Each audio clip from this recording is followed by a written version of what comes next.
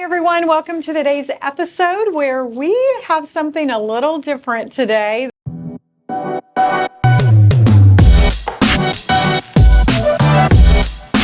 Okay, so now we've got the setup. Tell us what we've got going on here. Okay, so you had mentioned to me that you like WhistlePig. So I'm also a fan of WhistlePig, and what that technically means is that I'm a fan of rye whiskeys. So rye whiskey is where your palate is kind of hovering in a way right now, if I will say. If you like WhistlePig, they are predominantly all rye whiskey. Okay. So what I did is I brought you 3 of my top WhistlePig picks, which are 2 Boss Hogs, and they only release these once a year. And then the WhistlePig 18 is an ongoing thing. So these 2, you'll never get that bottle ever again. Oh. So these bottles, I'll probably have these for years. Let's put it that way. Because it's a sipping. It's a sipping. This is not sipping shots. This No. is not drink until you go blind. Exactly. So these are all enjoyable whiskeys. So I brought those 3 WhistlePigs. And then I brought you a surprise one. I don't know if you've ever had Old Moe's, same Old Moe's. No. It's an Oklahoma distillery, and they actually make a rye that I enjoy. So in that palette of rye, I'm going to have you try this one last and to tell me and compare it to these super high dollar whiskeys versus one where you can pick up for about $50 or less. The dupe. No. Yeah. So a lot of times we would just do a blind taste test instead of you knowing what it is, which we could probably do that one of these days. We'll do a blind taste test of some whiskeys. Yeah. So without further ado, we're going to start with the far one right over here. Okay. And that is the Boss Hog. Now remind me on my Roman numerals. Is that an 11 or is that a 9? That's a 9, right? Okay, so Brittany Boyd is joining us. So yeah, you have the WhistlePig 9, 10, and then 18 year. Okay. The 9 and 10 aren't. That's just the batch that it was, and not that it's that many years old. Okay. The specs and everything are on the front of those bottles, what they're in, and if you want to turn the first one over, you can read the bottom of the label there, and it'll tell you what casks they were in or what barrels they were put in. Oh, that's cool. So that one's probably my 3rd favorite out of those 3. I'm scared. A fig nectar and scratch Tintura barrel. Yeah. So finished whiskeys are put into barrels, kind of like bourbon, and they have finished bourbons as well. That's where you get like Maker's Mark doing the French oak. Mm-hmm. They add French oak staves to change the flavor of that bourbon at the very last stage of its life before it gets poured into a bottle. Okay. So finished whiskeys are one of my favorite. I do like straight whiskeys or straight bourbons. Anything in the bottled and bond, which is usually, it has to be 100 proof. It has to be at least 4 years old. It has to be made in America to be considered bottled and bond. Anywhere in the United States. So the misnomer that bourbon or has to be made only in Kentucky is false. It can be made anywhere in the United States as long as it's only in the United States. Okay, I had actually can't be made heard outside the United States. Okay. All right, so Boss Hog 9. So tell us about these fancy little. These are Glencairn glasses, and so what it is they're basically designed for all types of whiskey, not just this whiskey.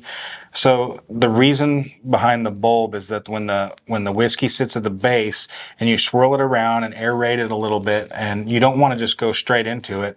And I'm going to go through a little process on how to actually nose the whiskey. Okay. And then we'll go from there. Okay. So it's just all about enjoying the whiskey and pulling out all the flavors. Okay.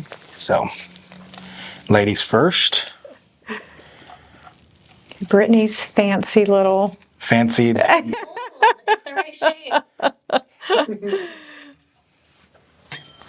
Okay, so you don't need a whole lot to, and I'm also going to give these for you to take home as well, so you can take them home. Oh my gosh! Okay, it'll last me 15 years.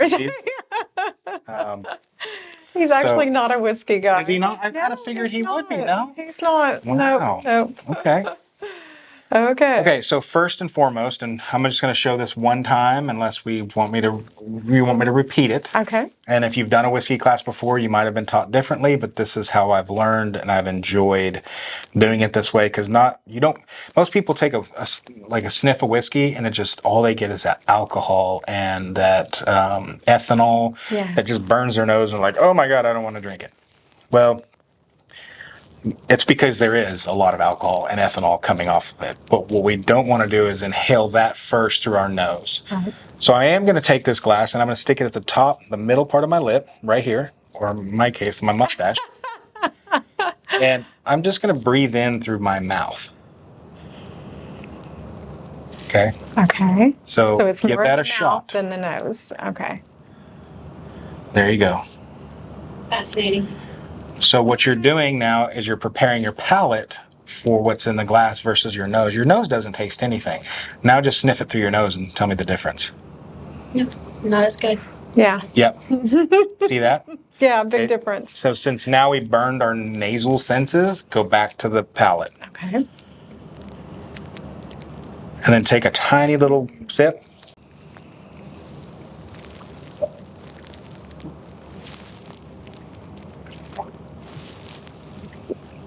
So let that sit there for a second. What you're going to get is a little bit of the burn at your first sip of whiskey. It's going to start getting hot toward the back of the throat, right?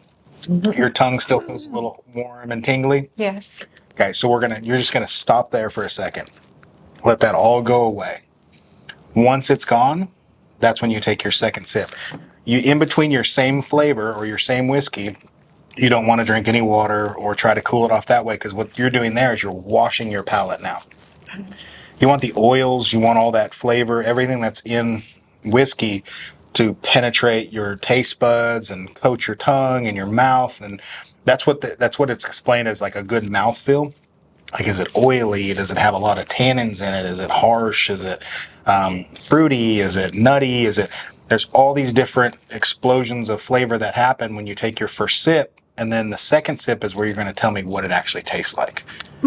So for me, it's gone. How are you guys feeling? Yeah. Yeah. The burn, all of that's gone. All that's gone. Take just a little bigger sip than you just took. Okay.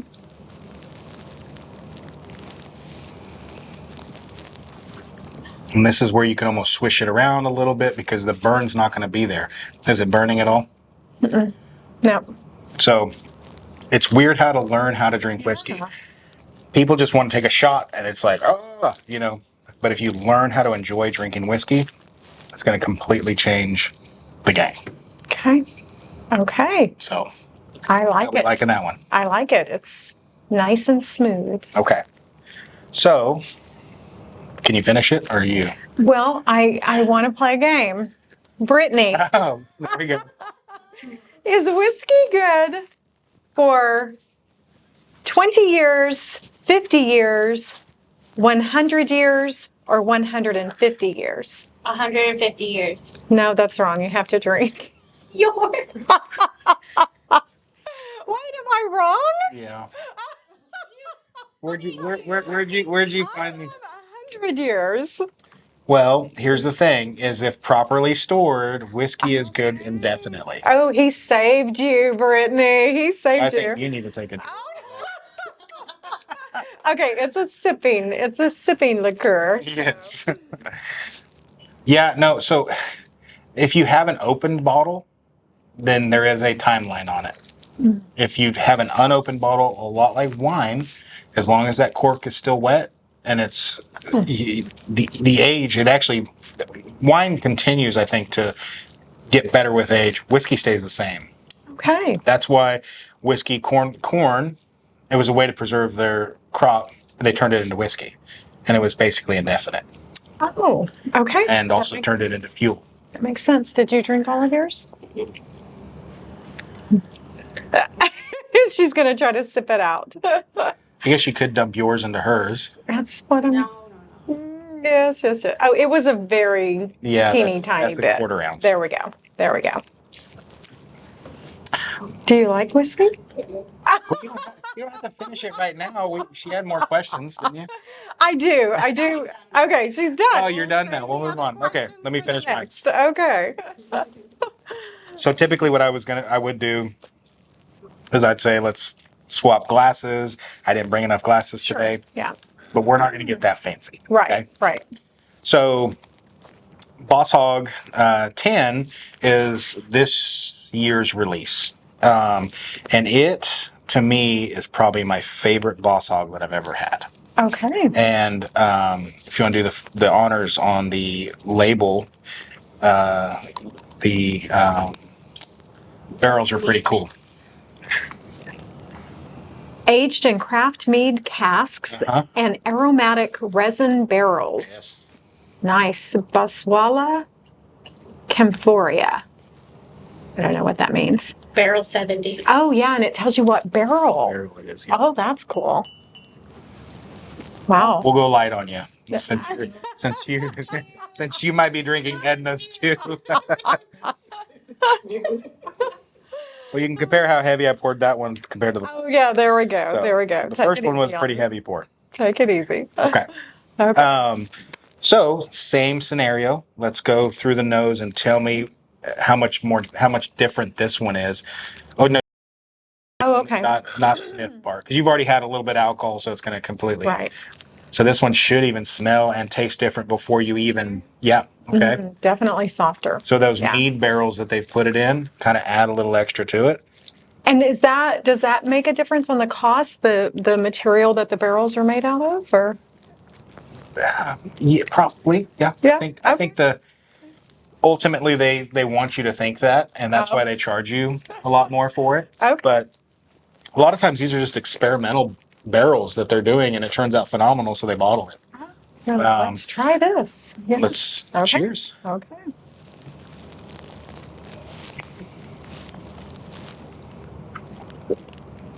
So that one's way sweeter. I like that one. Yeah, that one's really good. I like that one a lot. Yes. Brittany? The lady hog. The Lady Hog. The lady hog. Okay. Okay, Brittany, we have a question for you. Okay. Okay. Whiskey means. Do you know what whiskey means? Okay. I'll give you some choices. Okay. Okay. Whiskey means save a life, water for life, or life of life. Water for life. Yes, that's correct. You have to drink. If you get it correct, you have to drink. We're changing the rules on the fly. She's used to my rule changing. There we go. Yay. Yes, whiskey for life. Or I'm sorry, water for life. Water for life. Not whiskey for life. And that's correct? Yeah. Because now I'm going to have to check all of my answers with you. Oh, okay. Yeah. And so there's a lot of things, and I don't know if that's one of your questions or in here, but I know we're not talking about bourbons, we're talking about ryes. But one of my biggest things is all bourbon is whiskey, but not all whiskey is bourbon. Okay. So what that means is bourbon and whiskey are the same thing. The mash bill, the whole 9 yards, typically is always the same. In order to be considered a bourbon, it has to be at least 51% corn. Okay. And it can't have any additives. It can't have, fruits and all the other stuff that other whiskeys are doing. It has to be made in the United States. There's no even real length or period of time. So if I take a brand new oak barrel and I dump what's called White Dog or Moonshine into it, which is the base model for any whiskey or bourbon. And our next episode. No, I'm kidding. I like my moonshine aged. So once it's dumped into a brand new white oak American barrel, a charred barrel is what classifies it now as bourbon. With that mash bill, it's got to have grain in it. It can't have anything else. So that's why you typically see so for instance, WhistlePig is 2 different types of rye and then malted barley. So this wouldn't classify it because it has 79% rye, that style rye. It's like a mash bill rye, or not a mash bill rye, but the mash bill. I don't have my reading glasses. Oh, yep. I have to keep putting mine on and off. And then that type of mash rye. bill. And malted rye. And malted rye. So that rye and malted rye are predominant flavors you're going to get out of this. Okay. And then those are, I think, pretty much the same. They might do different things with the characteristics of the mash bill in order to change the flavor. Smooth. You taking off the rest of the day? Driving her home. Paid leave? No. She's on the clock. Okay, so brings us to our third WhistlePig, which is WhistlePig 18. Out of the lot, it's the one I fell in love with first because I didn't really open these up that much because they were so expensive. So 18 is, and this one's unopened because this is kind of a little gift too, because this is the last 2 ounces out of my other bottle. And he's And gifting it. because I'm gifting part of it to you, but because you were the one that killed the last bottle, I'm also giving you the 18-year WhistlePig cap that replaces that cork once this is open. So that's for you. That's from the old bottle. I have the new crystal one for this bottle at home. Actually, it's in that box right there. So I already had another bottle. If stuff I like, I usually try to have 2, so I can drink one and look at one. Well, now I'm going to be opening this one pretty soon, and I'll find another one to replace it. Oh my goodness, well, thank you. So WhistlePig 18. Cleanse my palate. Her palate's drunk, so it doesn't matter. Thank you. I'm getting more lightheaded as we Yeah. go on. You notice that? Yeah. I dropped. Okay, so 18, same scenario. It's from Vermont. This some of the WhistlePigs actually are, depending on where you get it or which type it is. It's I think for all the way from Canada, so you can get it from Canada. So that's why, again, it can never be a bourbon because it's not produced made in the in United States. Yes, okay. Not all of them are, though. Some are. There is a factory here in the United States, so obviously, WhistlePig 18 to me is going to be your super light. It's going to have the least of the flavors, but you're going to catch more of that rye and then the barrel. You will honestly. Ryes do a lot of fruit and honey to me.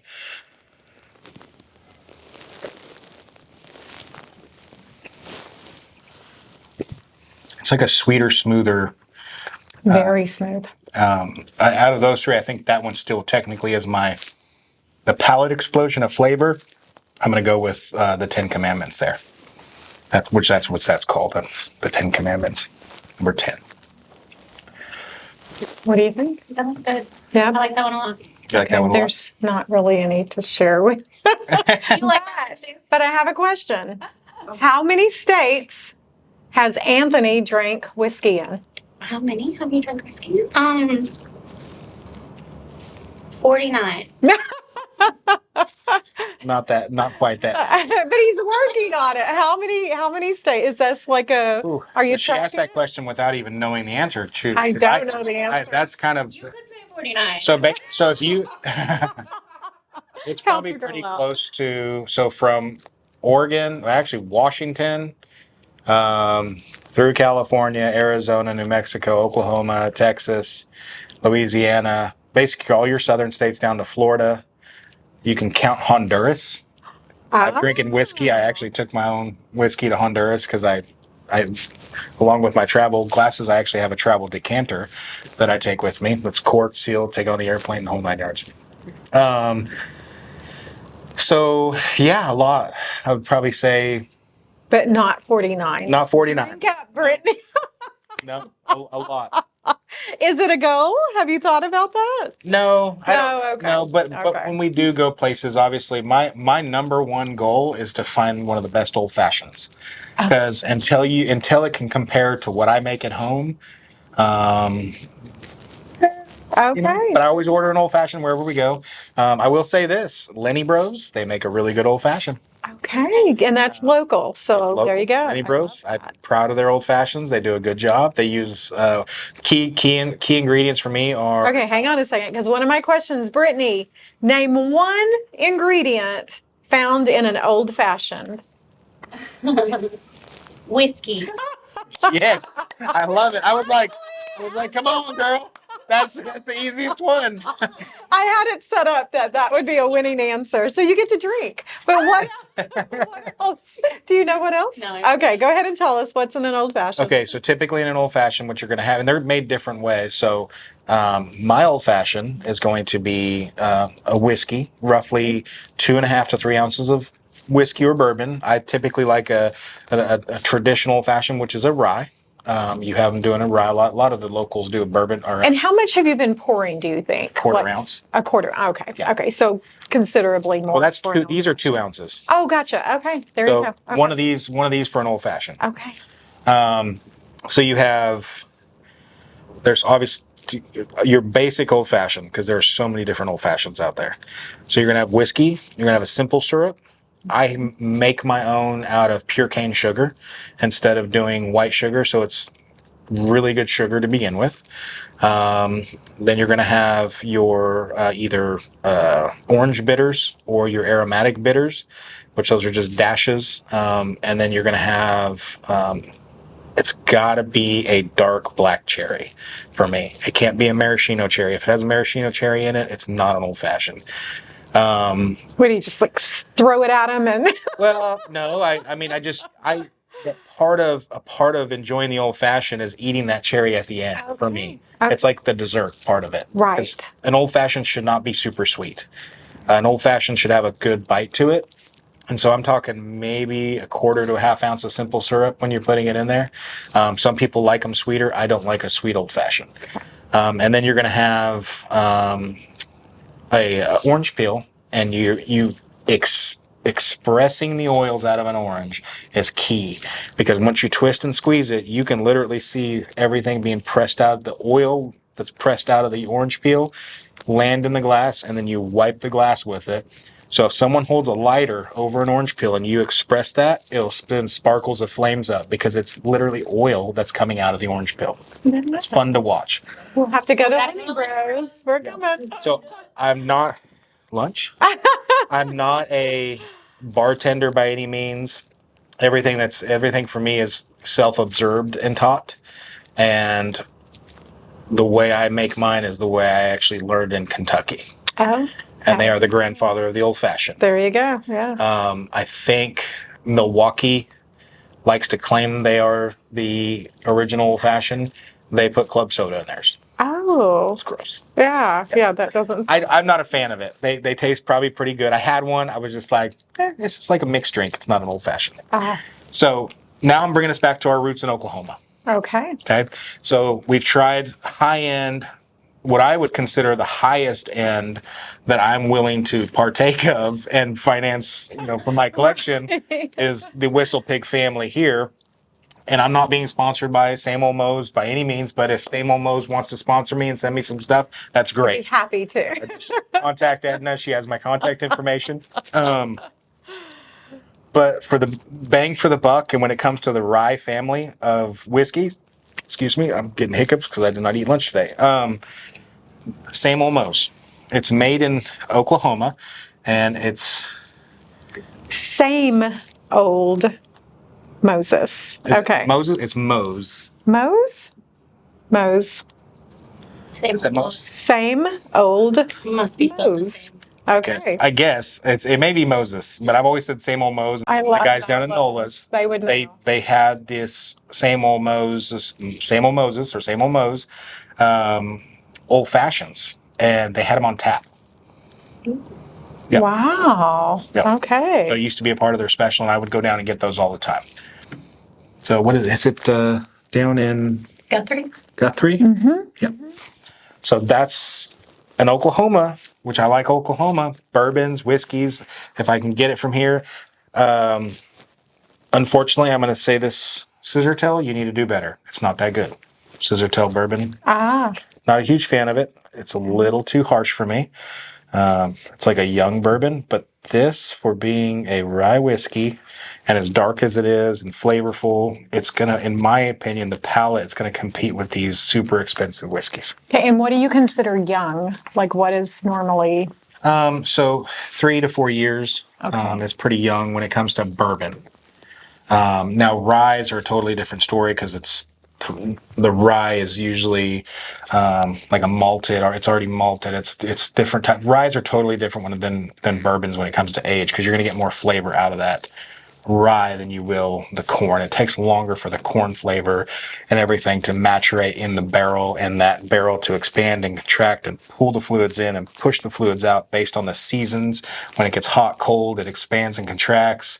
And so say if we filled, this was a wood barrel and I filled it all the way to the top, and we leave it in here for 10 years, it's going to be down to here because of the what's called the angel share, which I don't know if you've heard that before. No, I haven't. It's the ethanol that is seeping through the barrel and in the air. That's why if you ever drive through Kentucky and you see a lot of black film on the buildings, that's the ethanol in the air that has put this mossy-like black film on the buildings.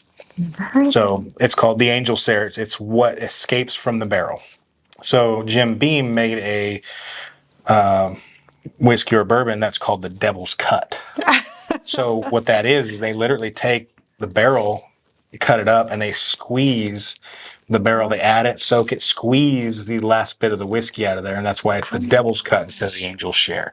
The Angel Share escapes to the air, and then what you're left is with beautiful corn deliciousness at the end of it all. Nice to know. Okay, Brittany, the question is, does whiskey freeze or not freeze? No. Oh, so I guess that was an easy answer. You get to drink this one too, so here we go. You get So- to drink. Do the nose process on this one and tell me what you think, because now we're talking Oh, this is- $300-$400 difference in a bottle. Wow, Vanilla. definitely. I can see the vanilla, especially after you're told something. So I'm going to say cherry. Now smell for cherry. Now I smell cherry. Okay, so it's going to be to the person. You know what I mean? Like if I start naming things, you're going to be like, oh, I catch that. Mm-hmm. But at the end of the day, it's what you think. But see, I do get a lot of cherry out of that. Yeah. You? Yep. Just goes with the flow. Okay. Yep. Good. Tell me that doesn't compare to $500, $600, $700 bottles of whiskey. It does. It's almost better. Wow. That's why I wanted to do that, not to deter you from buying WhistlePig, because WhistlePig, they do have inexpensive stuff too. Mm-hmm. I know you've previously had the spring waters here before, and he had expressed or showed me one of his birthday gifts that you'd got him. Well, of course, I gave him my whole lineup. Oh, nice. So my whole lineup was from what's it called? Like I don't know, they have like the farm truck series all the way through the 6, the 12, the 15, the 18, the Boss Hogs, the everything. So he I should had have one. bought him a more expensive bottle. No, that's the key, and that's why I tell everybody Yeah. this. After you've tasted the high end, I brought you to what's Yeah. considered the low end. I honestly would And go it's in and get that. $50? It's like Yeah. $150. But Yeah. taste-wise, I go for taste. It's not about the cost. Do you know what I mean? So, Yep. yeah, that makes way more And I'm not sense. going to do any specific plug for any one liquor store here in town, because I like them all. I love them all. They all take care of me. But, it's, go to the Y, go to Riverside Liquor, go to Rum Runners, go to Black Hawk, and also the Mary's Liquor. Mary's Liquor. So they will have, comparably, they will have all these. A lot of times this stuff is considered allocated, so you're not going to be able to find those on the shelf. Most liquor stores will only get 1 or 2 bottles in a year because of the price point. Nobody really wants to buy them. So I typically make a phone call to one of those stores and I let them know, hey, I'm looking for this bottle. And if you can find me one. Matter of fact, that first one I actually found in Tulsa. They had one on the shelf. They actually had 3 on the shelf, and I was surprised. And it was kind of by the counter on the shelf, Yeah. out on the shelf. If it's there and it's available and you have the means, go ahead and get one. I enjoy them because I collect them, and then I'll probably end up keeping the toppers or the bottle after it's all done. And then put that in my man cave kind of thing. So I love it. I love it. So another question, Brittany, true or false? In the 18th century, it was popular in Pennsylvania to use whiskey as currency. True. Very true. Very true. I think somebody would still accept it if you wanted some gutters. Maybe. Depends Maybe. on which bottle it was, right? Right. Okay. Yeah. Okay. Okay. And So then, what else have you got here? so I brought you a couple cigars. Oh my! Now Herb is a cigar guy. Herb's a cigar guy. Yes, So, he is. I thought he was a whiskey guy, but I guess that's fine. Maybe you can turn him onto one of these and maybe teach him how to That's to it. to Yes. sip on whiskey. Yes. Maybe we can have me over sometime, and he can earn his man Perfect. card. Even better. Even So, better. Yes. into the whiskey realm. But these both pair really well with whiskeys and especially ryes. And I brought those for you. They're in glass containers. I pulled them out of a humidor that was at 70% humidity. So smoke them before they get too dry. Okay, he has a humidor, Okay. so he will, I don't know anything about them, but he does. So, Okay. wow, well, this was very, very informative and very tasty. Loved it, loved it. So, random question, do you do this on the side as a little party?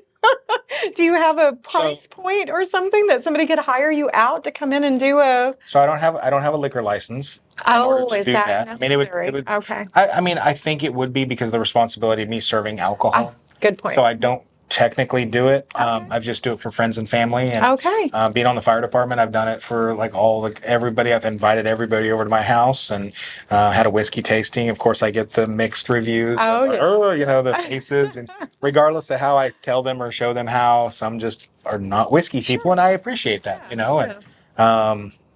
not everybody can be perfect. But that's okay. I enjoy, like I said, I enjoy it. I love collecting them. I love the hunt for those specific bottles that are supposedly unattainable, because there are people out there that can get them. Oh, sure. So the secondary market is big on selling them above and beyond retail price. I don't like fishing for that. I like the thrill of hunts in stores where you can get it for actual MSRP Oh, nice. or below. Right, right. One of your goals is to hit the 10,000 mark on TikTok. Okay. So we're going to put your TikTok handle below. Okay. Guys, please like, follow, and share. And let him know, do you like whiskey? Do you like bourbon?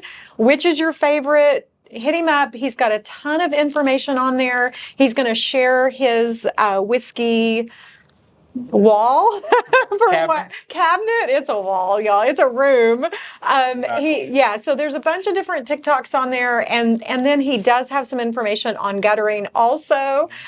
So we're going to put a bunch of information below, but please like, follow, and share. If nothing else, if you don't like the whiskey, let him know what you don't like about it, and let's help him break that 10,000 mark. We are so excited that you came out today. This was very enjoyable. Thank you for having me. We're going to drive Brittany home, so you guys don't worry about that. She's not going to be out on the roads today. There is a DD. Yeah, exactly. And as always, guys, thank you for watching today's episode. And if there's a topic that you would like for us to explore, we are down for that possibly. So let us know. And as always, thanks, guys. Bye-bye.